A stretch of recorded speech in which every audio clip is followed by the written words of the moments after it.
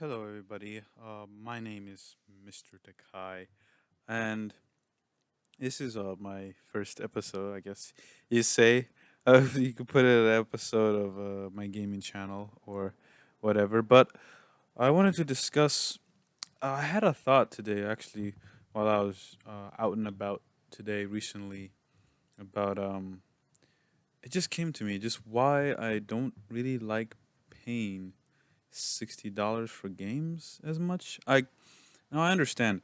Obviously, if it's a really good game and it's the game that you wanted the most, obviously paying $60 is really good. Of course, that's the game. I want to pay this, but I don't really like paying as much, and I'll explain why. So the reason number one, I remember when I had a Wii U, right?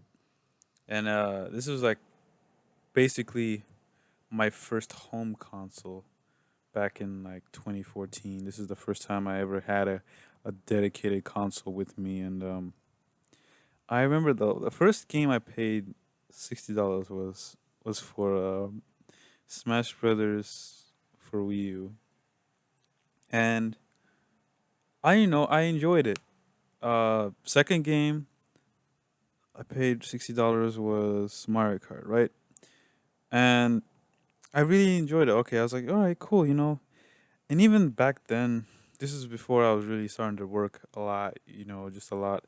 Just having a got job, I would just get like allowance, or I'll figure out a way to like work a little small job here and there before I started like eventually doing now where I'm able to like $60 is no problem for a game. Shoot, I'll get two. Um, oh snap, it was a text message. But as I got a little older, I'm 21 now, and I mostly like retro games, but I'll save that for later episode, I guess. But I don't know what it is about paying $60 that rubbed me the wrong way, especially during the Wii U era, where I put in so much like of my like money into those games, right? And just for it to kind of just not really be in existence anymore, and I sold it off is because people just stopped playing and people were like ready for the new console, and I was just like, damn, I put all this effort into getting us Mario Kart, and nobody wants to play it anymore, and I put all this effort into getting Smash Bros. And the DLC. Talk about peer pressure and everything, but then it's like, oh, you still play that old piece of trash, and I'm just like, man, I paid like how much for this shit, and you're gonna like just like just like act like it's just trash now, and I'm just like, wow, all these games, and I never was too beat on like buying like more than $60 game, and I understand. I understand, like, all right, you can go on sale now and buy it, but day one, it's just like, geez, to constantly buy like a $60 game all the time. And if the console doesn't play the previous games, then it's like a waste. And I think most of the reasons why I'm really burned was because of the Wii U era. I definitely want to like make a video on this, my experience during that time of Xbox One and PS4, uh, eighth gen. Now we're going to the next one, and I'm still very like woo wishy washy about it. Even though uh, my experience with playing like those other consoles was like through like Walmart and some friends who just wanted me to come over, but really, it's it just I prefer like just other titles that are not as expensive and I can have a lot more fun with.